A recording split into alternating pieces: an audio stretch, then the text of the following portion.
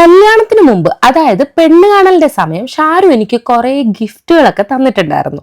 ഞാൻ വെള്ളം കൂടി നല്ല കുറവാന്ന് കല്യാണത്തിന് മുമ്പ് ഇങ്ങനെ ഫോണിൽ സംസാരിക്കുമ്പോൾ പറഞ്ഞതുകൊണ്ടാണെന്ന് തോന്നുന്നു എനിക്ക് സ്റ്റാൻലി മഗ് തന്നിട്ടുണ്ടായിരുന്നു.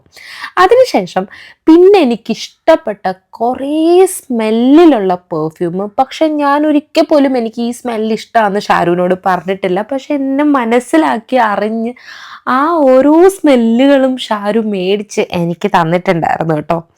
ഈ പെർഫ്യൂമുകളെല്ലാം ഞാനൊരു ഒരു മാസം കൊണ്ട് തന്നെ ഫിനിഷ് ചെയ്തിട്ടുണ്ടായിരുന്നു.